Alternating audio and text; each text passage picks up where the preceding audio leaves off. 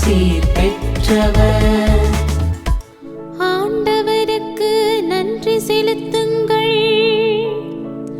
ஏனெனில் அவர் நல்லவர், என்றென்றும் உள்ளது அவரது பேரன்பு. மனிதர் மீது நம்பிக்கை வைப்பதை விட ஆண்டவர் மீது தஞ்சம் புகுவதே நலம்.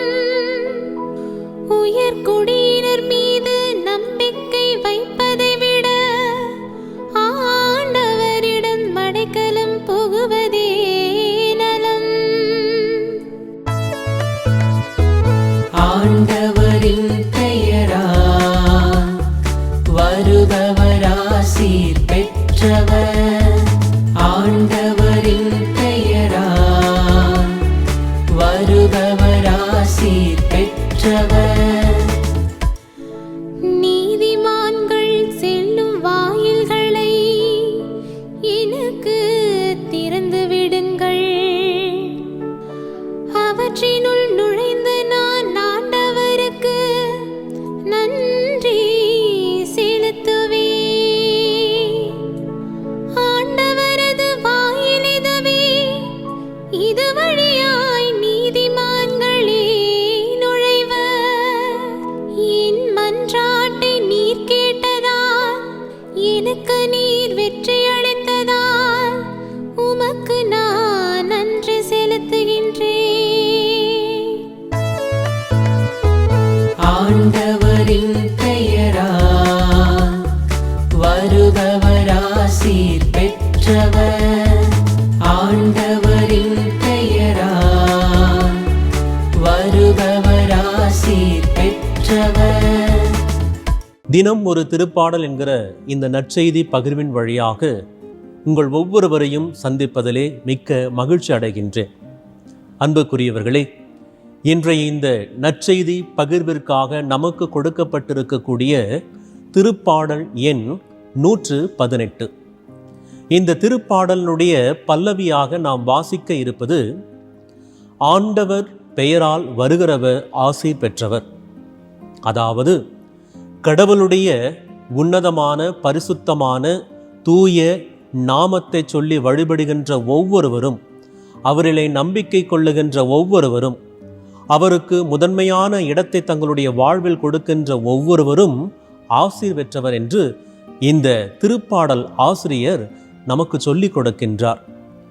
ஆம் அன்புக்குரியவர்களே, நம்முடைய வாழ்க்கையிலே மிக பெரிய ஒரு செல்வம் எது என்று சொன்னால் அது கடவுளுடைய ஆசீர்வாதம் மட்டுமாகத்தான் இருக்கும். காரணம் என்னவென்று சொன்னால், இந்த உலகத்திலே எவ்வளவோ பொருட்களை, எத்தனையோ செல்வங்களை நாம் விலை கொடுத்து வாங்கிவிடலாம். ஆனால் விலை கொடுத்து வாங்க முடியாத ஒரு செல்வம் எது என்று சொன்னால் அது கடவுளுடைய ஆசீர்வாதம். இந்த ஆசீர்வாதத்தை நாம் பெற வேண்டும் என்று சொன்னால் நாம் கடவுள் மீது கொண்டிருக்கிற நம்பிக்கையை, விசுவாசத்தை நாம் அவருக்கு கொடுக்க வேண்டும். எனவேதான் இப்படிப்பட்ட இந்த ஆசீர்வாதத்தை நாம் முழுமையாக பெற்றுக்கொள்ள நாம் நன்றி நிறைந்த உள்ளத்தோடு கடவுளின் முன்பாக நிற்கின்ற ஒவ்வொருவருமே ஆசீர்வதிக்க பெற்றவர்கள் என்று இன்றைய திருப்பாடல் நமக்கு சொல்லிக் கொடுக்கிறது. அன்புக்குரியவர்களே, நாம் பிறந்த நாள் கொண்டாடுகிற பொழுது, அல்லது புனிதர்களுடைய திருநாளை கொண்டாடுகின்ற பொழுது, அல்லது திருமண நாளை கொண்டாடுகின்ற பொழுது மற்றவருடைய ஆசீர்வாதத்தை நாம் எதிர்பார்க்கிறோம்.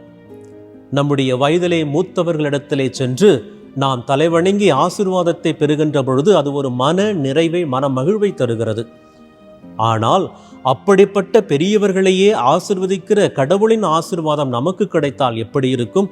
அதைவிட மகிழ்ச்சியானதாக அல்லவா இருக்கும்? எனவேதான் அப்படிப்பட்ட ஆசீர்வாதத்தை நாம் ஒவ்வொரு நாளும் பெற்று கடவுளுக்கு நாம் நன்றி செலுத்திக் கொண்டே இருக்க வேண்டும் என்று இந்த திருப்பாடல் ஆசிரியர் நமக்கு சொல்லுகிறார்.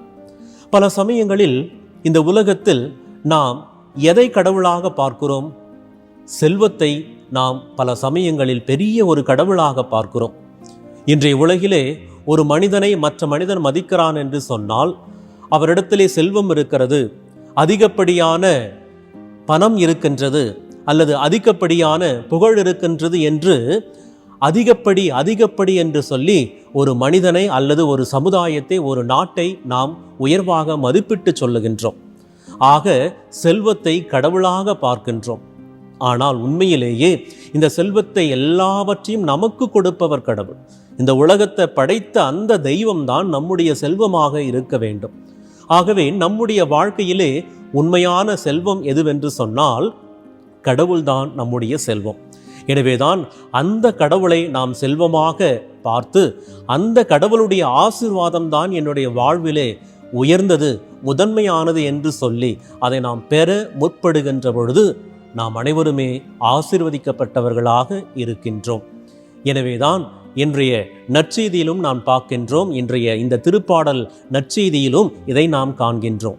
மனிதன் மீது நம்பிக்கை வைப்பதை விட, உயர்குலத்தவர் மீது நம்பிக்கை வைப்பதை விட ஆண்டவரிடம் அடைக்கலம் புகுவதே, ஆண்டவரிடம் தஞ்சம் புகுவதே நலம் என்று சொல்லப்படுகின்றது. அன்புக்குரியவர்களே, என் மன்றாட்டை நீர் கேட்டருளினீர், ஆதலால் நான் உமக்கு தொடர்ந்து நன்றி செலுத்துவேன் என்று இன்றைய திருப்பாடல் வரிகள் நமக்கு முடிவடைகின்றது. நாம் கடவுளிடத்திலே தொடர்ந்து நாம் கேட்டுக்கொண்டே இருக்க வேண்டும். எனவேதான் எரேமியா புத்தகம் 33 இறை வார்த்தையிலே இவ்வாறாக சொல்லப்படுகிறது: என்னை நோக்கி நீ மன்றாடு, நீ அறிந்திராத மாபெரும் செயல்களை நான் உனக்கு விளக்கி கூறுவேன், உன்னை ஆசீர்வதிப்பேன் என்று கடவுள் நமக்கு வாக்குத்தத்தம் கொடுக்கின்றார். இந்த வார்த்தை நம்முடைய வாழ்விலே ஒவ்வொரு நாளும் நம்முடைய செவிகளில் மட்டுமல்ல, மாறாக நம்முடைய உள்ளத்திலும் எதிரொலித்து கொண்டே இருக்க வேண்டும். ஏனென்று சொன்னால் இந்த உலகத்திலே உண்மையான ஒருவர் இருக்கிறார் என்று சொன்னால், உண்மையாக எல்லா சமயங்களிலும் நம்மை நேசிக்கிறார் என்று சொன்னால் அது கடவுளாகத்தான் இருக்க முடியும். இந்த கடவுளுடைய இந்த அன்பை, இந்த ஆசீர்வாதமாகிய செல்வத்தை நாம் ஒவ்வொரு நாளும் உணர்ந்திட கடவுளை நோக்கி நாம் ஜெபித்து கொண்டே இருக்க வேண்டும், மன்றாடி கொண்டே இருக்க வேண்டும். நிச்சயம் இறைவன் நம்முடைய ஜெபத்திற்கு, நம்முடைய விண்ணப்பத்திற்கு உரிய நேரத்தில் உரிய ஆசீர்வாதத்தை கொடுத்து வழிநடத்துவார். இதுதான் நாம் உலகத்திலே பெறுகின்ற ஒரு பெரிய செல்வமாக இருக்கின்றது.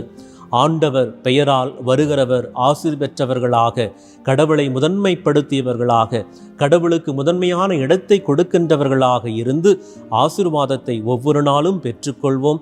அந்த ஆசீர்வாதத்திற்கு ஒவ்வொரு நாளும் இறைவனுக்கு நன்றி கடன் பட்டவர்களாக அந்த இறைவனையே பற்றி கொண்டு வாழ தொடர்ந்து நாம் ஜெபிப்போம். வல்ல இறைவன், நல்ல தெய்வம் நம் அனைவரையும் நிறைவாய் ஆசீர்வதிப்பாராக.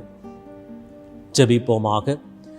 நேற்றும் இன்றும் என்றும் மாறாமல் எங்களை நேசக்கரம் கொண்டு வழிநடத்துகிற அன்பான வானக தந்தையே சுவாமி, உம்முடைய ஆசீர்வதிக்கக்கூடிய அன்பான கரங்களிலே ஆண்டவரே, இதோ எங்களையும் எங்களது குடும்பத்தையும் நீர் எங்களுக்கு எங்களுடைய வாழ்விலே கூட்டி கொடுத்த இந்த மேன்மையான உன்னதமான இந்த நாளையும் உமக்கு நாங்கள் அர்ப்பணிக்கின்றோம்.